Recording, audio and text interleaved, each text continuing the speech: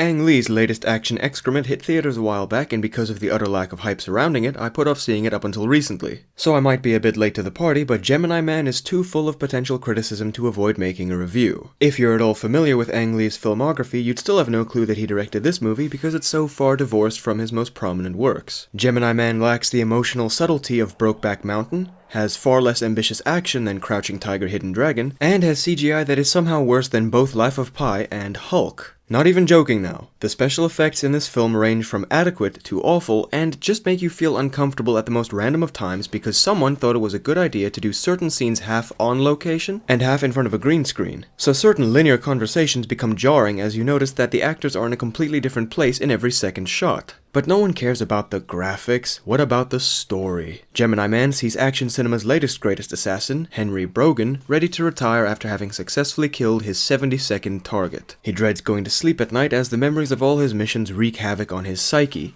For those of you interested in becoming a contract killer yourself, just be aware, the limit appears to be 71. I probably should have been paying more attention to this movie because I'm not exactly sure what sets off the events of the plot at this point, but I think it's something to do with the government lying to him about his latest hit. The assassination during the opening was believed by Henry to be a legitimate hit on a bioterrorist, when in reality the target's file was spiked and Henry had unwittingly killed a rather harmless biogeneticist. But the whole reason the scientist was a target in the first place was because of his involvement with and separation from Gemini. So while Henry works as a contract killer for the DIA, he harbors a bit of resent for their cousin organization, Gemini, for their unethical and brutish practices. What Henry doesn't know is that the leader of Gemini, a one Clay Verus, is the one who spiked the target's file, simultaneously getting Henry to carry out Gemini's handiwork and making him a loose end.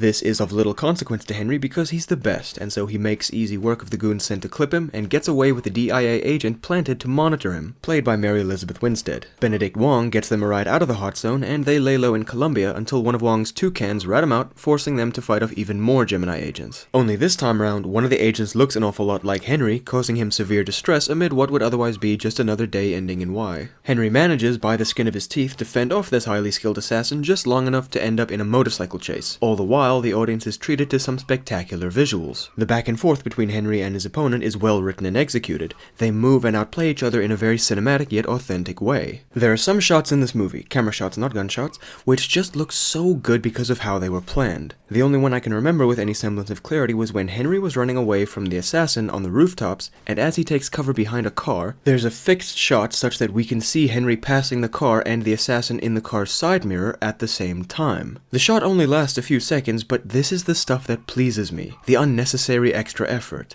Little details like that do pay off, and they happen sparingly throughout Gemini Man. Just for including beautiful little moments like this one where cinematography isn't sidelined makes this movie go up in my estimation. While the assassin is chasing Henry, he shows off his parkour prowess and deflects a grenade that Henry lobbed at him with a bullet. That is the type of action nonsense that would ruin my immersion in other films, but something about Gemini Man sold this maneuver to me immediately. It most certainly helped that the film opened with Henry pulling off an impossible sniper shot. If not for that, we might have been led to doubt the logistics of someone using a bullet to ricochet a grenade off a wall back at its thrower. But no, the movie began with Henry shooting a person on a bullet train from 2 kilometers away. Gemini Man takes an unrealistic approach to action, much like Wanted. That sniper shot set the bar for the plausibility of all the action to follow, and it worked well. Up until the motorcycle chase. Because it wasn't enough to have the assassin get off the motorbike and engage in fisticuffs with Henry, no, instead, he uses his motorbike as a weapon against Henry. After a rather gripping chase scene, Henry loses his bike and instead of running away or taking cover, allows the assassin to go back and forth multiple times using the bike to try and slap him around. He rides at Henry once and uses the back wheel to knock him down, then he rides a few meters back and dismounts the bike, allowing it to wheel at Henry,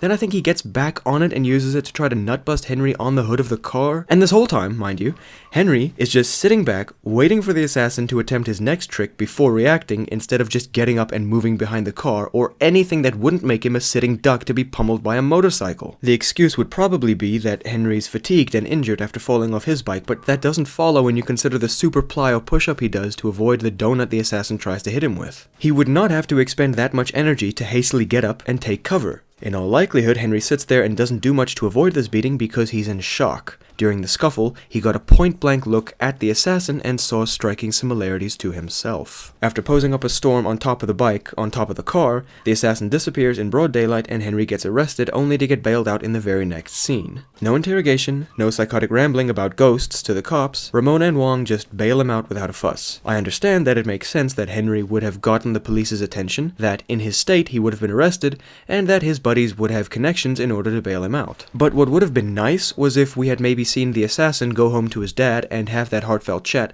before the scene in which Henry gets bailed out. That would have alluded to a greater passage of time, and helped ground the events. Instead, Henry gets arrested and almost immediately after he gets bailed out. When done like that, it feels kind of pointless. Pacing is not one of Gemini Man's strong suits, but I digress. Upon his return home, the assassin is greeted by none other than Clay Varys, his alleged adopted father, and stitched up from his scuffle with Henry. The closest thing he has to a name is Junior, so I'll call him that from here on out. Junior reveals to Varys how skilled Henry was and that he is somewhat conflicted about this mission. So Varys emotionally manipulates him and encourages him to finish the job because it is in Gemini's best interest that all loose ends be cut. Meanwhile, the gang goes to Hungary to talk to a guy named Yuri about something. I don't remember any of the dialogue that took place in that bathhouse scene, it was so damn boring. What I do remember is that Ramona got Henry and Junior's DNA tested and found out it was a perfect match. This is where the word clone first gets mentioned, and this is maybe the most egregious example of unnecessary CGI in the whole movie. The gang are chilling and talking about life on a college campus and everything's fine, but for some reason, the background is fake. You can actually see this in the trailer, hold on, let me see if I can find it. I think I know why he's as good as you. He is you. Look at that! They are doing nothing that governs the use of special effects. Wong and Henry are clearly in front of a green screen here, but even more curious is that Ramona appears to be sitting on location. Are these three even in proximity of each other for this? Or did they splice it together to make it look like they're right next to each other, while Ramona is actually on a Hungarian campus and the boys are somewhere on a soundstage? This is just weird. Does Ang Lee have something against real life? Why would he go to such lengths to include CGI where it is just not necessary? Moving on, the gang arranges a meetup between Ramona and Junior where he decides to take her hostage in order to draw Henry out. But not before he strip searches Ramona to see if she's hiding a wire. I initially thought the stripping was gratuitous, but it actually gets paid off when we find out that despite frisking her from head to toe, even checking her hair, Junior missed a microphone she was carrying in her mouth. So the whole time Junior was walking her through the underground to where he was going to ambush Henry, she was relaying information about Junior's preparation to Henry through the tooth mic. And then Henry gets on Junior's case for not searching Ramona properly, so the stripping was doubly justified. Henry shows up, quickly overpowers Junior, and tensions build until a hand-to-hand fight breaks out. What fighting is visible is stylish and delightful considering how scarce the fighting has been up until this point. But even then, this scene is so shrouded in darkness that you can't really discern what's happening a lot of the time, which is honestly just depressing. Gemini Man has such a unique style of action that I want to see more of it. But during this fight scene, even though I could tell it was a fight scene, I couldn't properly tell what was going on. It's just too damn dark. The trailer made this scene look like a decently lit encounter, but the theatrical release inexplicably turned the lighting down to Alien vs. Predator 2 levels. After the boys are done roughhousing in the dark, Junior confronts Varys again, this time with the knowledge that he was not adopted and that he is a test tube baby. Varys emotionally manipulates him some more, but this time it doesn't fly, because Junior was so moved by Henry's speech before their fight in Hungary. Upon the gang's arrival back in Georgia, Junior meets up with them and promptly injects Henry with bee venom. Allegedly, this is so that Junior can test if they are really the same person, as he is himself allergic to bees, but I suspect it was just to heighten tension in the scene. When he's convinced, Junior gives Henry the antidote and teams up with a team with no objection. While driving through a small Georgia town's business district, the four of them are ambushed by Gemini agents and Wong dies. The movie brushes over this, so will I. Junior gets separated from Henry and Ramona and seeks out Varys, who's just chilling on a rooftop in the same town, to try to convince him to call off the agents. Meanwhile, Ramona and Henry take cover behind a wooden half-wall while a vehicle-mounted minigunner hoses them with bullets. The cover they're using is wooden, and we even see bullets fly straight through it, impossibly missing both of them. They crawl across the floor to avoid the bullets, but it makes no sense that this would help because of the angle at which the gunner is firing at them. We're in the climax of the movie, so my immersion had to be broken at some point. Junior pleads with Varys to call off the attack, but Varys dismisses his requests and starts an all-out brawl with him. Despite not showing any combat prowess up until this point and being decades older, Varys actually manages to put up a struggle against Junior. Eventually though, Junior knocks him down and leaves the rooftop to help Henry and Ramona.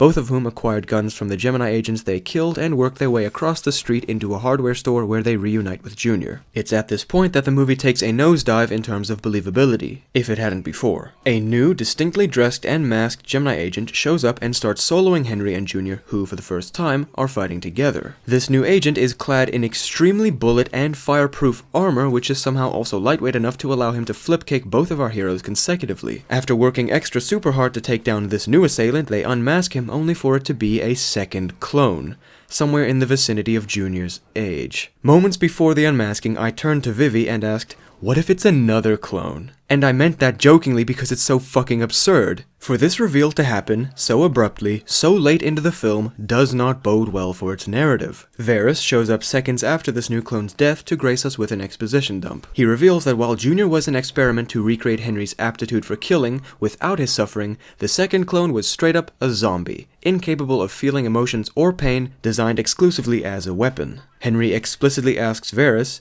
why not make an army of them? And instead of replying with a logical response to what is easily this movie's greatest plot hole, Varys says, why not? And, you should be flattered, Henry. Just in case any of you were curious, that's not an answer.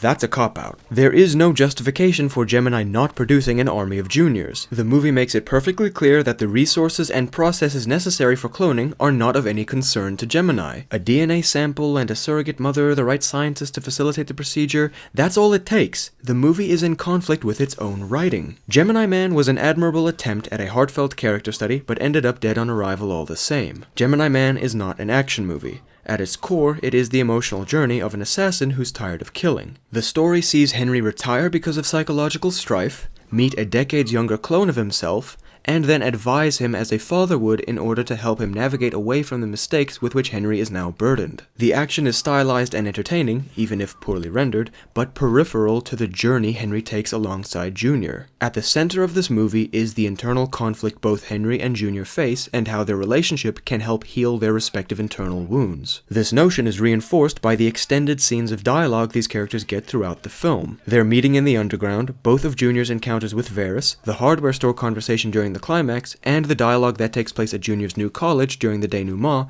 all serve to further our emotional investment to these characters and their plights. The sad part is that Gemini Man's emotional drive is not as compelling as the movie would like us to believe. The narrative is structured in such a way as to garner maximum emotional investment from the audience, and then reward us with a heartfelt happy ending. And while the movie certainly doesn't fail to do so, the emotionality just falls flat. I think a fair comparison can be made between Gemini Man and The Equalizer 1 and 2. These three films are all character-centric stories following ex-hitmen who have emotional stakes in the plots of each respective movie. But whereas the Equalizer movies deliver to us compelling emotional drives, Gemini Man misses its mark. It's definitely not for a lack of trying, but I think that while attempting to sow sentiment and spirit into the writing, the people behind the scenes forgot that we actually have to care about the characters for the dialogue to truly impact us. Gemini Man suffers heavily from telling instead of showing. When the characters act like they care a lot, and the plot is telling you outright that you should care, but you don't know enough about the characters to warrant that level of investment,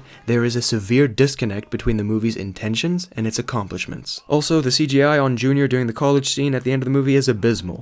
His arms make him look like a video game character, and his facial expressions fall firmly in the Uncanny Valley, hence the title of this video. Just felt like clearing that up. As always, I love discussion and debate, so if you have any criticism of my take on Gemini Man, let me know in the comments. Thanks for watching, see you next time.